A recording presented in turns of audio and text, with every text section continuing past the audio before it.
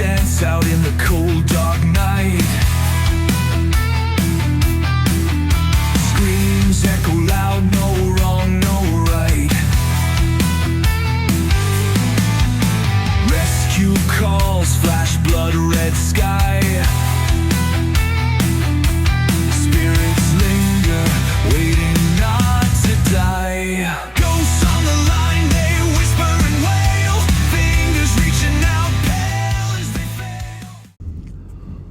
Welcome to The Thin Line, the podcast for first responders and veterans. We are so glad that you are here and excited that you could join us.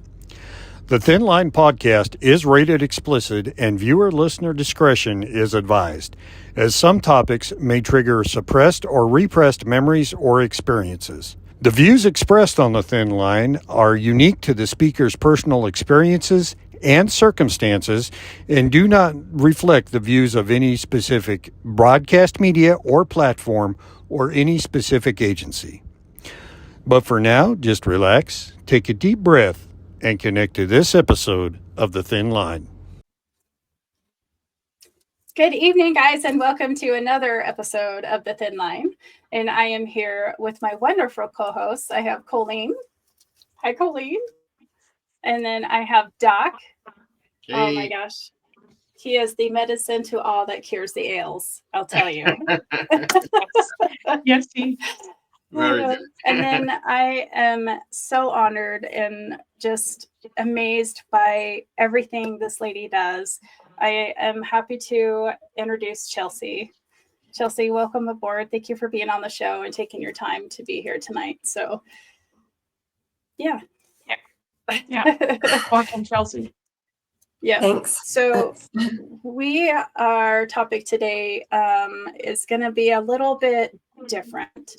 It's also going to be serious, but at the same time, I believe it's going to be very educational. And, you know, we talk about what first responders deal with and on a day-to-day basis, but no one really talks about what a family can deal with. And sometimes it can take kind of a dark turn, if per se, and nobody really knows. And it's a subject that nobody likes to talk about and is swept under the rug, unfortunately. And we're going to talk a little bit about domestic violence within a first responder home. And, you know, I was reading the statistics on this, and this is going to blow your mind. But according to the National Center for Survey and Statistics, 40% or higher of law enforcement families or first responder military families have a higher rate of abuse in their home than what you would think as a regular 40? everyday person. 40. That's craziness. Yeah. Yeah. So it was like 281 officers from 226 law enforcement agencies were arrested for domestic violence. Yeah. Wow. It's astounding. Like, why is this happening? And those are the officers that are arrested, because a lot of times officers close rank and protect each other. Yep. Yeah. Yep. So, yeah. Yeah. Wow. So, we have brought Chelsie on, and Chelsie is going to talk about her experience. And I'm just going to give it to her because this is all about her and how amazing and her healing journey. So take it away, Miss Chelsie.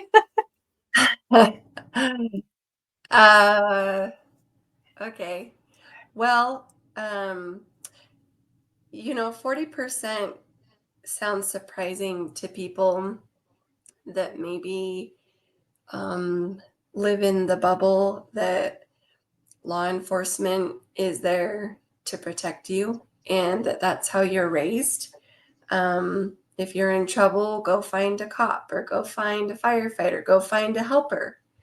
But it's not surprising to maybe the husbands and wives and the children that live with first responders, and we have heard the stories that our spouses bring home from work of how they are interacting with their coworkers and their superiors and things that are going on behind scenes, 40% isn't surprising at all to people that are living in it. I would think it's actually a lot higher than 40%, and 40% I suspect it is, and it just is unreported. It's not talked about.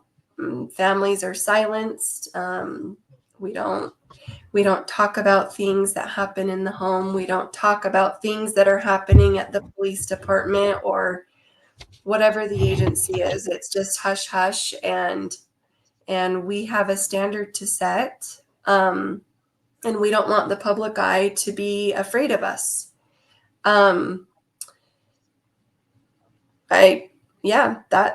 That's kind of my thought process on the experience that I have.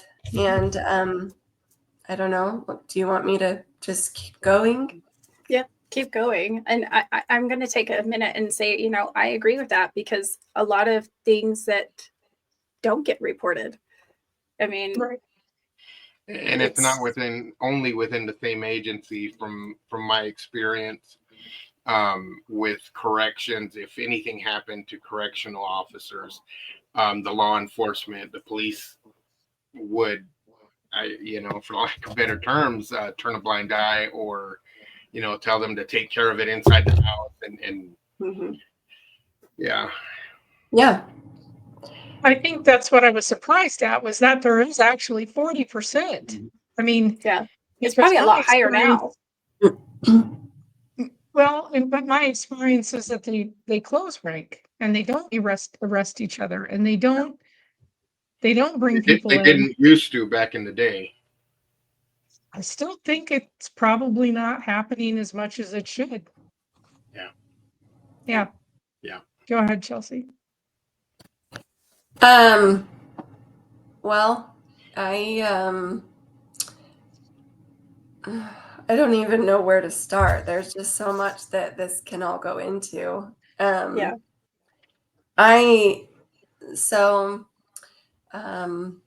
My ex-husband, we were married for 10 years, going on 11. The signs were there before we got married. The red flags were there, but I was young and naive, and I knew better than everyone, and I knew how to make marriage work, and my parents' marriage failed, and I was going to do it right this time.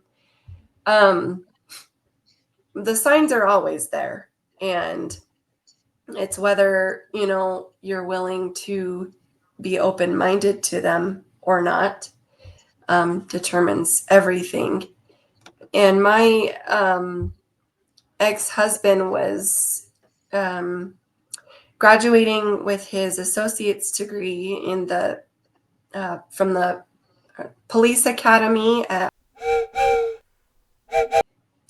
He was trying to get hired with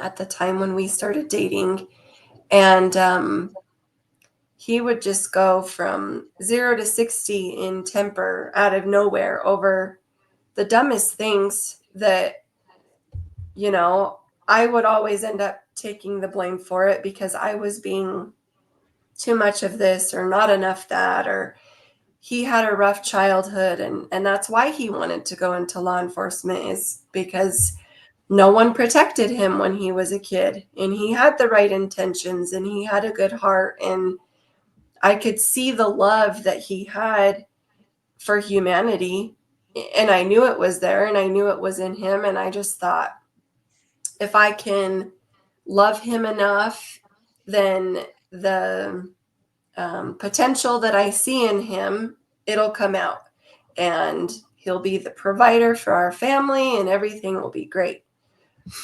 And he ended up, not getting hired with the county, and he did probation work with for a while, and then he got on with apartment, and we started adopting and doing foster care type things. And it was, for a while, we got him on some antidepressants, and it was like, okay, we found our cure. His temper will be done. We can have peace again.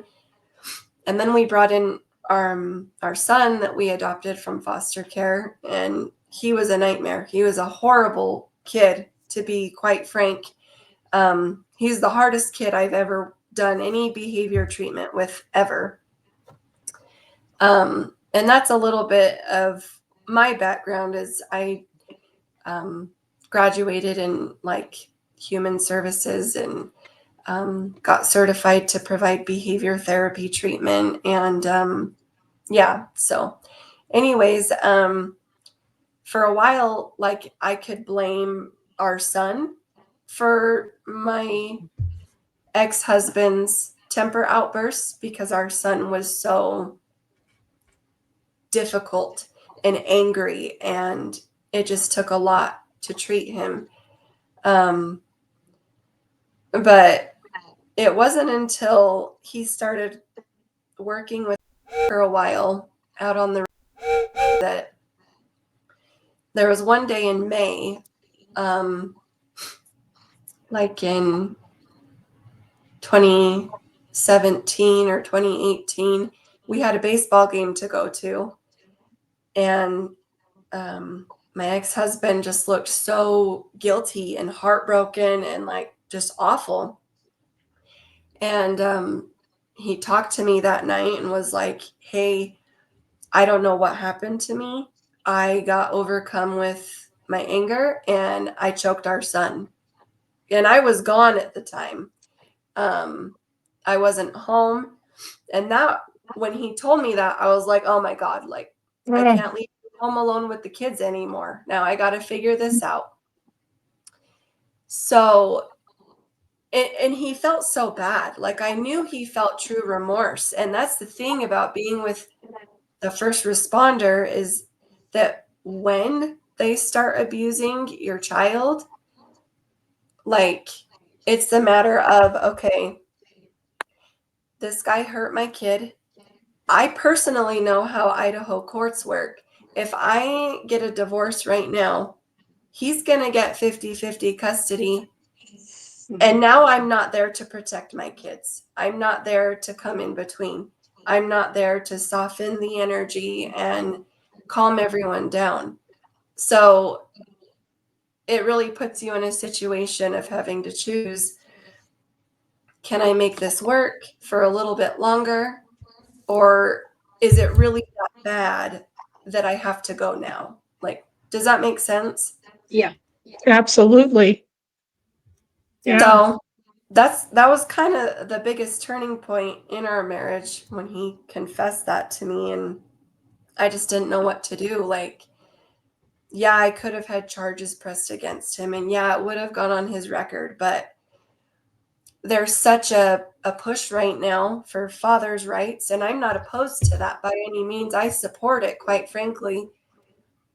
But the courts don't look at child abuse much, let alone when it's from an officer. They blame the mom, and they say, well, where were you? Or they say, well, why didn't you report it? And it's not that easy. It's really not. It's not as simple as, well, the mom should have done this, or the dad just had a bad day, or he's been on night shift. There's always an excuse for the abuser, and all the blame gets put on the children or the other partner. So it's just very frustrating to navigate through all of that at the time. Mm-hmm. So now I have a question. Did you have any support system outside of your guys' marriage? I know you had your family, but did you have any kind of friends that worked within the department that could see a change with your ex? and if you had support. So I had these really good friends. They're a couple in Pocatello, and they actually fostered my little girl before we adopted her. And one of them I'm closer with than the other, and I called her all the time. Hey, this is what's going on, either between my ex-husband or my son. Like, what do I do? My ex-husband just threw my son down a flight of stairs and put his hands on his neck again. And my daughter is screaming upstairs, and like, what do I do? And she was actually the one that would tell me, look, if you can make this work a little bit longer, you need to, because if you get juvenile courts involved in your life, it's going to ruin your son's life. If you put a record on your ex-husband, there goes your support, your sense of security. You're going to lose your home. You know, you've got to pack up all your kids. And it wasn't coming from a place of, it was coming from a place of love. And, you know, she was trying to help me navigate, you know, what can I do to get my ex-husband to stop laying hands on my son or screaming at our daughters or breaking their toys or punching holes in walls, because that was her childhood too. So to her, the behavior that my ex-husband had were more normal, I guess you could say. Yeah. Yeah. She was like, oh, this is no big deal. This is how you can handle it. To be super honest, she was like, see if you can give him more sex. See if you can dive into your budget a little bit more and spoil him, you know. See if you can find babysitters for the kids more, which is like a no-brainer. But when you have a high needs son that's still working on getting stabilized, that's not much of an option. But then it got to a point where I realized my mom pulled me aside and pointed out to me like, hey, your son's behaviors are minimal now for everyone except his dad, my ex-husband. He only acts up for your ex-husband now. I can get him to calm down. You can get him to calm down. He calms down for his aunts and uncles. He's not that angry little boy anymore. And his dad is treating him like he's a bad kid, so he's going to be a bad kid for his dad. And I didn't realize it until my mom said that to me, and I was like, oh my gosh, like my husband is bringing out the worst in my son. And I just, again, I was like, what can I do? And he kept getting in trouble at work. He was being told, well, when he got done with, they terminated him there. Anyways, long story short, he got on with department at the end of 2022, and it lasted, I think, 6 or 7 months. And the chief of police down there fired him and told him, hey, you're way too unpredictable. You have the potential to be a very good officer, but I can't trust you. You fly off the radar like crazy. No one knows what to expect from you, and I can't have an officer like that representing. And he came home. It was on a night shift, and I woke up. He was video gaming. That was like his escape from reality. And he told me he got fired, and it all went downhill after he got fired from. It was like up until 2020, January of 2023, we were like hanging on by a thread, and I was constantly, you know, how can I help him get on with a law enforcement agency? And when he'd get on with a law enforcement agency, it was the fight of, him constantly working overtime and not being a present husband or father. And we'd get in fights because I was like, hey, normal relationships have a 50% chance of divorce. First responders have an 80% likelihood of getting divorced. Yep. And I would beg him, like, please get into a different field. You can pay the bills. We can take care of the kids. I worked our entire marriage. But he was just like, no, I got to be a cop. I got to be a cop. Like, he was so hyper focused on it. It was ultimately the ending of everything for him. He destroyed his career. He destroyed his family. And I took the blame for everything for a long time because I wanted to fix it. I wanted him to be happy, because if he could be happy, then I could be okay, and there wouldn't be turmoil in the home anymore, and our kids could feel safe. And Yeah. I have a question. Do they not have psychological evaluations for these agencies? They do. Yeah, They do? they do. Yeah. And that's what's scary about people. They outsmart the psychological evals. They know how to answer. And it's not just the answer, it's their demeanor. And that's what's terrifying about my ex-husband, and I'm sure many people like him. They are like shapeshifters, and they know how to get what they want. And they will change their affect, their mannerisms, their everything, the way they look at you, so that they can pass whatever test they think that you're putting them through, and they'll get what they want from you. So That's Doc, correct me if I'm wrong, but that is like the extreme narcissistic behavior That's pattern. exactly it right there. Yeah, a And narcissist can shapeshift and pretend Chelsea, to be what they're supposed to be, and act like they're supposed to, and put on that Yeah. great facade, like, the savior facade, and yeah. you said that he was able to pass these psychological tests to get into these departments, and that's not unusual. It's not unusual that they can, because they're really good at manipulating everything and everyone around them. So like you said, changing the affect, it's like their whole demeanor changes. They're a chameleon.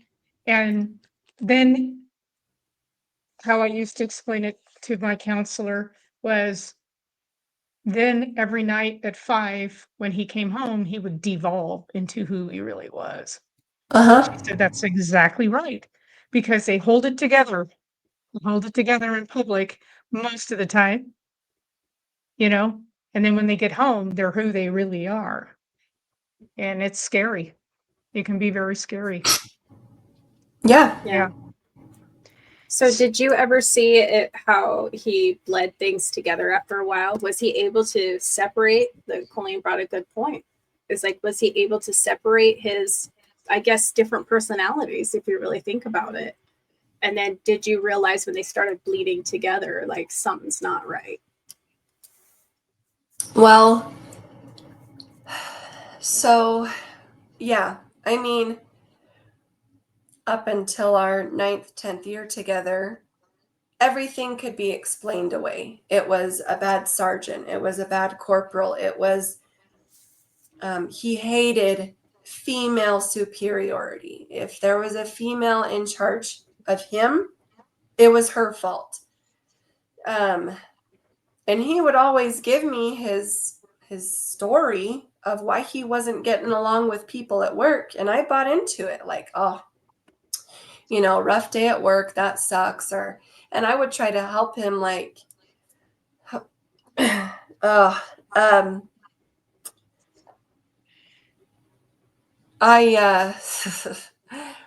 2018, I got pregnant. I had years of infertility, and I finally got pregnant with my daughter. And he was working at detention at the time. And I had a really good friend that ended up getting a job there as well. And I've known her my entire life. And she ended up committing that summer. And he was the one to let me know. And he was very empathetic and loving, and he handled it like a perfect husband would. And then as time passed, he came home and told me that coworkers in the jail got upset with him because he was venting about and my friend who self, and he said something horrible about people who commit or they got what they deserved or something like that, and they like laid into him in the jail. And that whole experience was one of those moments where I was like, what is wrong with you? Like, you are evil. But I didn't want to see that. I was pregnant. We just adopted our son. I didn't want to see him as bad or wicked, But then, he left bad terms, and rightfully so. And then he left bad terms. 2023, when they terminated him that January, that was really when I was like, okay, you've got all these people in authority telling you that you're the problem. You've got all these write-ups. How am I not supposed to start losing trust in you and like hearing what they've got to say? And now you have no job. We're not going to have any health insurance. Again, I've got to clean up one of your messes. And I mean, yeah, it took that many years though, and that many, blunt force traumas to my face to be like, okay, something's not adding up. You're actually not a good person. And now I'm stuck with you with these kids, and I've got to figure out how I'm going to make this work with you. I didn't. Obviously, we're not married anymore, but even then, even when he was getting at his worst and most violent in his episodes, by episodes, I mean like his anger outbursts, they were happening every 2 and 3 weeks. Whereas before getting fired in January, it was once every, 2 or 3 months. So it was a little more tolerable. But after January 2023, it was like constant. I was on high alert all the time, trying to keep the kids away from him. And yeah, I mean, the colors are there all the time. It takes time for you to unmask this hero that they made you believe they were. Yeah, Yeah. absolutely. Is he still So- in law enforcement? Go ahead. No, I don't think he will ever be able to work in law enforcement ever again. Okay. Well, at least now we have an electronic record, right? Before, they just moved to a different state for computers. And as long as nobody gave them a bad phone recommendation, they'd go to a different department. Yeah, and that was actually what we were starting to talk about doing, was moving to like Las Vegas or something, because in my head I was like, okay, it's just bad luck. He's had really bad supervisors. Maybe we just need a fresh start away from people that we know. But now, yeah, I mean, and he blames me for that, I'm sure. I'm the reason that his whole world fell apart, and I took everything from him, and it's all my fault. There's just no accountability with these people. Everything is someone else's fault. It's not theirs. It's their husbands or their wives, or it's their coworkers or their boss, or it's their children. It's night shift. It's anything outside of themselves. There's never any internal work of oh, what am I doing wrong? Never.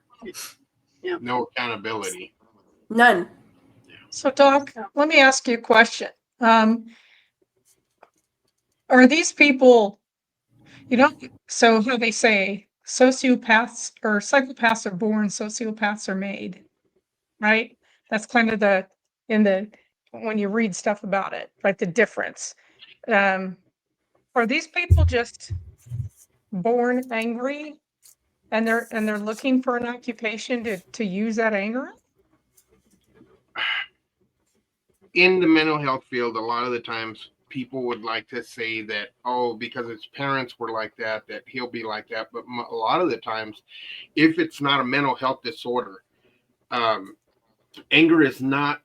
It's more of a learned behavior. It's something that we've seen, and we mimicked growing up. And maybe he had a bad childhood where he was abused as a child, or the person was abused as a child, and although they hated it, and although they vowed that they would never become that, these are the tools that they learned on how to deal with stress. These are the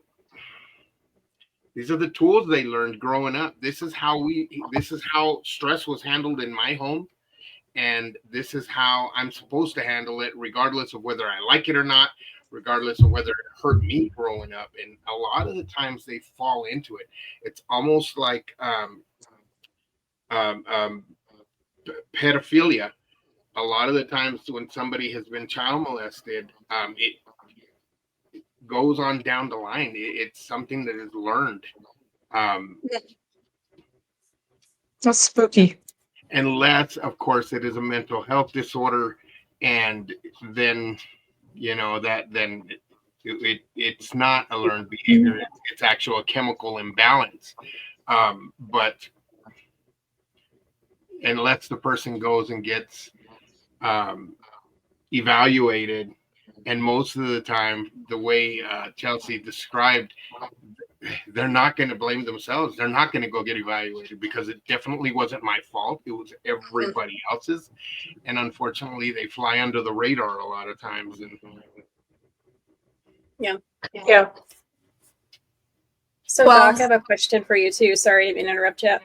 Do you feel like the departments, and I don't want to put blame on any of the departments, but do you feel like the inner people kind of failed him and didn't see like what was going on?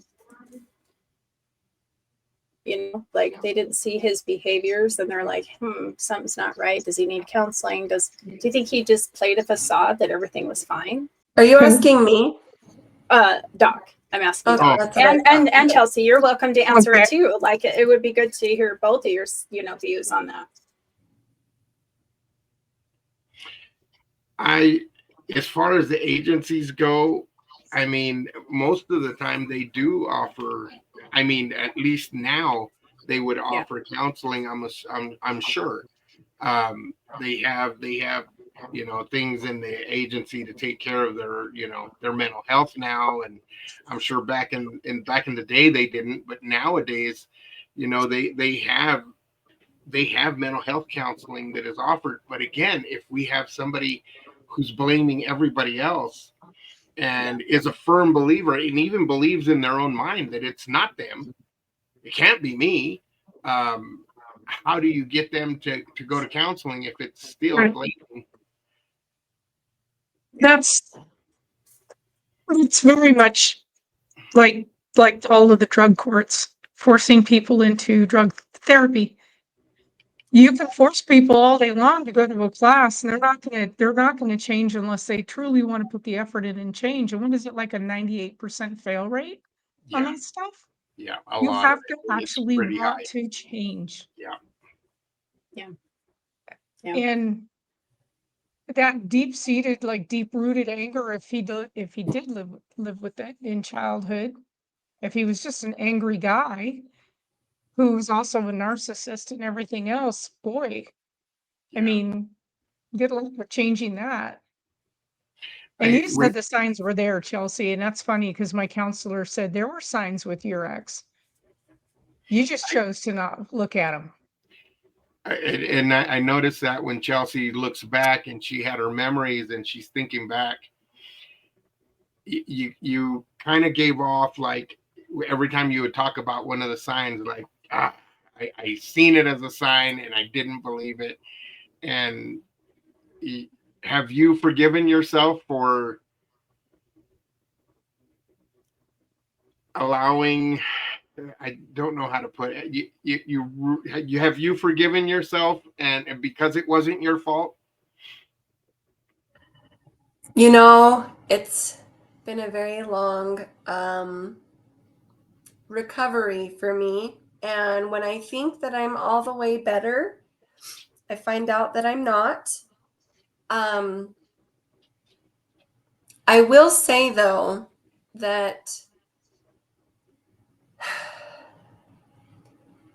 I have forgiven myself for putting myself through what I thought I had to go through between me and him for the sake of, I grew up very Mormon LDS, and it was ingrained in my head that you endure to the end, and that's what I thought I had to do. For my kids, though, I'm getting there on forgiving what I feel like I made them go through because he was their dad. And I've lived divorce. And that was another reason I didn't want to leave him, was because divorce sucks. And anyone can paint it nice, and kids are resilient and they'll be okay. They won't be okay. And I can tell you that right now. Divorce is hard. Even if it's for all the right reasons, the kids are still going to be traumatized no matter what. Even if you're both very healthy people and you co-parent efficiently, it's still hard on the kids, and I never wanted that for them. And it's like a double-edged sword. Like, I'm grateful that I'm here and I have my kids, but I'm again left cleaning up the mess that he left them in. And I'm left cleaning up the mess that he left me in. And, we're going on 2 years now. It's so much better now than it was a year ago and 2 years ago. It's a lot better. But sometimes I can't help but wonder, like, where would we be mentally and emotionally if I left a long time ago? Where would we be if they didn't have to witness and experience the horrible abuse and bad memories and nightmares? And why can't my dad just love me and be nice to us? If I just left sooner. I don't know if that's something that will ever leave. There is a saying that we say in behavioral health for those of us who survive trauma like that, is we did the best we could with what we knew at the time. Mm-hmm. Yeah. And that is your forgiveness, because you had done the best you could with what you knew at that time. Yeah. And I think that's the same for, anyone that's living through it right now, or that feels stuck, and they're trying to find all the reasons why it's not their husband or their wife's fault. It is their fault, and they need help. And there's no excuse good enough for bad behavior, ever. It doesn't matter what anyone's gone through. I've been through a lot, and I'm not choking my kids. I'm not throwing them down flights of stairs. I'm not screaming in their face and breaking their toys and calling them horrible names and telling them, I wish I never adopted you, or you shouldn't have been born, or, whatever the verbal abuse is. Like, Yeah. there's just no excuse for bad behavior ever. Absolutely not. Absolutely not. You're very right. And that was going to be a next question is what advice would you give somebody who is seeing these red flags and is in a relationship where they feel trapped or they feel like they can't get out at that time? Well, I'll say this. If you're in that kind of relationship and you don't have kids, walk away and never look back. Block them, don't talk to them, ignore their family, ignore their friends, complete disassociation altogether. If there is kids involved, I don't know. For me, I knew deep in my core, I had to let things get so bad that I knew I would have everything I needed legally to protect me in the ability to have full custody of my kids. I had to have that. Because if I'm not there, he was going to kill my son. I mean, it's that simple. I was so focused on rescuing my husband and saving him from himself. In July of 2023 is when our marriage ended, and I couldn't even see it then. He was destroying our home and breaking everything, and he ended up our children's dog. And our kids watched him drag across our yard, and he was screaming at them to quit crying, and it was like out of a horror film. And even then, I thought I could make it work with him. And I was calling everyone in private when I could, like, what the hell do I do? He just killed the dog. And one of my friends was like, Chelsie, you need to get out. You need to get the kids out. People kill animals before they kill people. And that just like stuck in my head. And I was like, oh shit, like he's going to kill someone. He's going to kill one of us. And I don't. And that's what's so frustrating for me about these family dynamics is that the way family courts work and the way the good old boys club works with law enforcement and first responders, if you're in the club, that's cool. And if you're not, you're screwed, because the fact that a life has to be on the line for you to be taken seriously is very pathetic. And I don't know. I mean, if you've got kids involved in a relationship like this, you're constantly teetering between, okay, this is going to end really bad. I don't know how. I can feel it in my guts. I got to keep everyone alive. And I've got to make sure that whether I'm around or not, my kids are safe. And like no person can be with their children all the time. That's crazy. I don't know. I have no advice. I was one of the lucky ones that, my kid's poor dog, I believe, sacrificed her life so that I could get me and my kids out of there. And not everyone has that story. Not everyone has that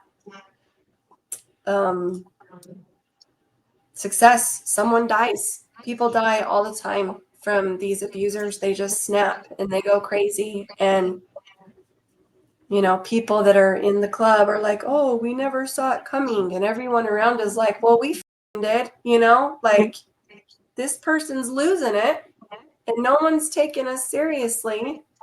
And he would have still gotten access to my kids. I'm so lucky that it turned out the way that it did. And there's so many people right now that have to send their kids back to their narcissistic ex every other weekend or on holidays or every other week. And I don't know. I don't know how to help anyone navigate through that. All I know how to do is the inner work and recognizing triggers and helping my kids. Well, you did wonderful in surviving, and you did wonderful in helping your children survive. So I commend you for your strength and your bravery. Please never let that go to the wayside, because that is probably what saved you and your children's lives, is your bravery and your strength to hold on for one more day. Yeah. Yep, absolutely. I can't. I'm just in I wish I awe could- inspiring of her. You know, I'm like, oh my God. Yeah, you did what you had to do to get through the situation, Chelsea. Don't beat yourself up over anything because you got him out. Yeah, You got him out alive. you're an So- amazing mom, and never, never put that aside, because I mean, there's some people that endure not even half, not even a smidgen of what you endured, and take off running with their tail between their legs. Yet you face the devil head on, and to protect your children and to protect yourself. So Thank you. Yeah. Definitely awe And I- inspiring to me. Go ahead, Jess. Oh, I was just saying that she's definitely awe inspiring to me. She's definitely taught me a few lessons.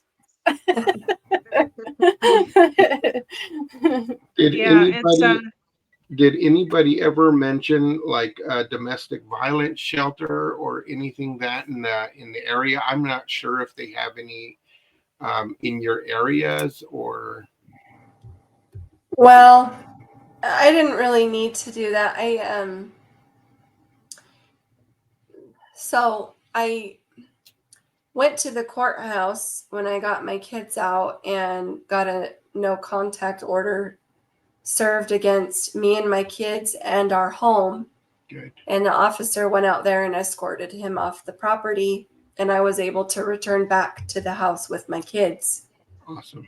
Which, looking in hindsight, I don't know that I should have done that, because the dog was still there, and it was really hot. And to this day, my kids still associate the smell of dead animal to that dog. Yeah. I probably should have gone to my mom's or something, but I didn't. well, it was your I don't. home. Yeah. Yeah. That was your home. So Did anyways. you said you grew up in that LDS church, and were you getting pushback at all from your family for finally just saying enough, or were they on your side? No, actually, what happened is my family was the one that was like, hey, we've noticed that your husband is progressively not doing good. Are things okay? Mhm. And I would get defensive, and I would protect him, and oh, he's fine, and life is hard, and it's stressful, and we've adopted kids from foster care, and all the wham baby cry stories of why he was the real victim in everything. It was actually the LDS church, after he got kicked out of the house, he ended up pulling all the funds from me. I had no money, no way to take care of our kids. And we had just agreed that I was going to quit working because I wanted to be home to protect my kids. Now that I'm looking back on it, that's why I was doing it. So I had no money, and I went to the bishop for our house at the time, even though I hadn't been going for a while. And I was like, look, I'm getting divorced. I need you to help me pay the mortgage. I can't get kicked out of my house with my kids. And he was very kind and generous, and he helped me financially. But on multiple occasions, church leaders would come and see me, and they would say, hey, are you sure there's no way you can work this out with him?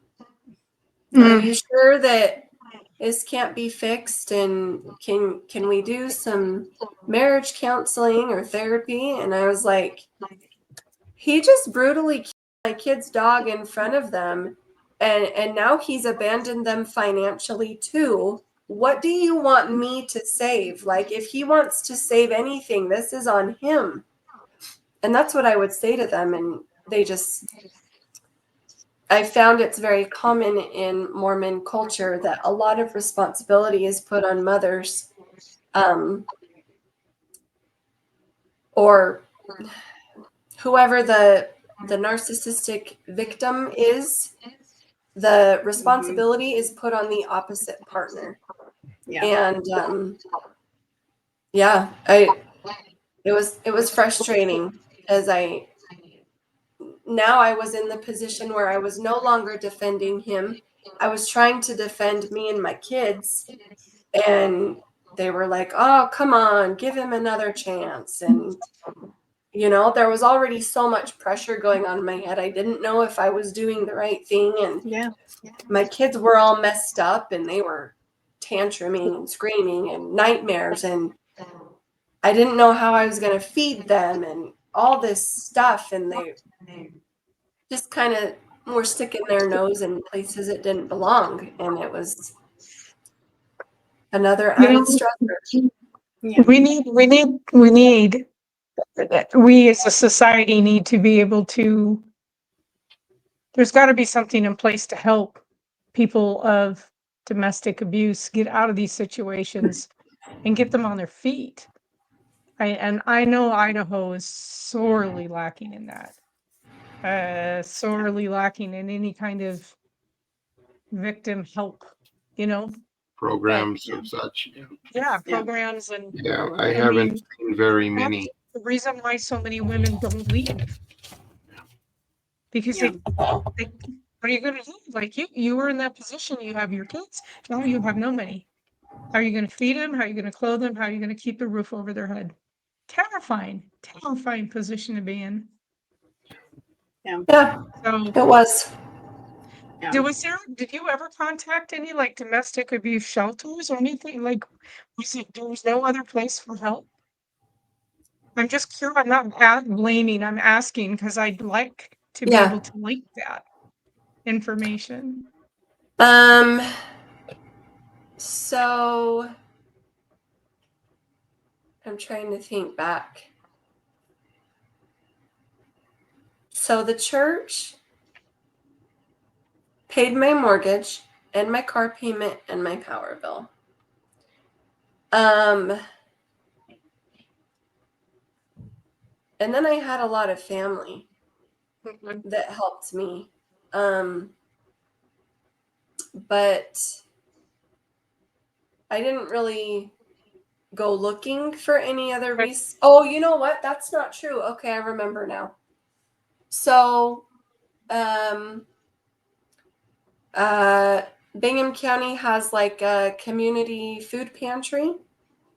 I went there a few times, and that was a really good resource. And then there's a Christ Lutheran Church or something in Idaho Falls, and they do like food baskets on like the weekends and stuff. And there's a pregnancy center, which I never used for my situation, but because of my situation, I learned about this resource. It's a place for like expectant mothers that are going through it, to get resources and stuff. And I can't remember what it's called, but it is in Idaho Falls. Anyways, there are a few resources. It's just a matter of having to be put in a situation where you're forced to find them. Yeah. And maybe that's something that we can do on our Facebook page, Jess, is put a tab up there of resources for people in the surrounding counties. Yeah. And I was just going to say there is a program. It's called the Vine program. And this is for anybody who could use it. It is a program that you can install on your phone, and they provide anything that's locally in your area. You would just put your zip code, and it'll provide like different counseling, different crisis centers. It'll also provide, food banks. Now, if you have a court case or something like that within the system, it'll give you minute by minute updates on what's going on with your case, if they're being That's amazing. released, if they're being transferred. And we'll post that on our Facebook page as well. It's free. Another thing with that program is if you are in a situation where you're trying to get out and trying to find all the resources, and they gave a good example that somebody came up behind you, your abuser, and they seen that you were on it, you can just click it and they try to find it and they can't find it anywhere. It actually wiped itself, so you can't get it. So it is the Vine link. And It's an app again, called it's Vine. Is that it? You Yep. said? Vine, VINE, and it's victim information notification every day is what it's called. Do you know, then- Jess? Just not to interrupt. Do you know if this is nationwide? It is nationwide. Okay, thank you. Hmm. Yep. In Idaho, I know they have the Idaho Coalition Against Sexual and Domestic Violence. And it does have a website as well, which is supposed to have the resources here in Idaho. But yeah. So I guess I had one last question for Chelsie, and and I know you kind of touched on it, what's important for people to know. So what would you've got somebody that's watching you right now, and they're in almost kind of that situation. And what words of encouragement and advice would you give that person? I would tell them that they're not crazy and that they're not making it up in their head, and that it really is as bad as their body is telling them it is. And that too often we are told to ignore our body, and that's the opposite of what we should do. And if your body is telling you that it's time to go, then it's time to go. And if your body is telling you to hang on just a little bit longer, and one more day, one more outburst, one more explosion, then hang on for just one more, because you can do it. And there's a reason that your body is trying to tell you that. And I don't know if it's God or the Holy Spirit or the universe. I don't know what. But I do know that there is a higher energy inside of all of us. And abusive people are triggered by their families because we call them out on their crap. And we say, you're better than this, do better. And they don't want to hear that because they want to act how they want to act. And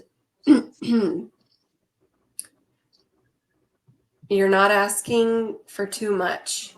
You're a human and you have needs. And if they act violent or abusive in any way because you're asking more from them, they're the problem, not you. Very Yeah. good.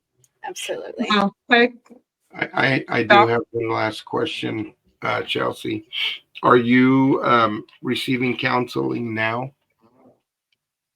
No, I'm not a big I recommend that advocate for with counseling. I recommend that with my whole heart to help you get through this, and not just because mental health has such a stigma. Yeah. that, oh, I don't want to be seen crazy or this and that. And it's not anything like that. It's helping you get through the trauma that you have survived. It's just learning tools, learning how to cope with this, and learning how to forgive yourself, and to move on and to live a happy life without having to look over your shoulder or be terrified all the time. Yeah. Thank you. Chelsie, I went through, I had a very, very, very, very, very violent ex-husband. And I personally, for me, I fought counseling for a long time. I fought it until I just needed help. I needed help because I didn't know what to do. Because I thought I am the strongest person that I know, and I let this happen to me. And that's how I felt. And it really opened my eyes to patterns that I've gotten myself into that I will never get myself into. And it took me, it took me probably, I worked with probably 4 or 5 different people before I found the connection that fit for me. And Yeah. she was remarkable at showing me patterns that I was not seeing in my life.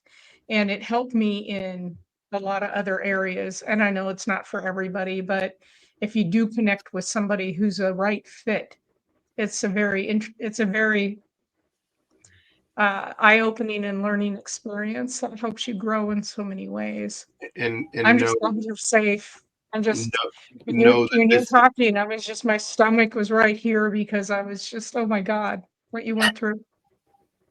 So you are one of the strongest women for surviving this and enduring this, and protecting your children through it. Um, Going to counseling is just fortifying that strength. It's being able to use that strength to help yourself now. Because there is nothing that the mental health counselor is going to tell you that is not inside of you for you to fix you. yeah. You're quite remarkable, and I wish you nothing but success and happiness forever.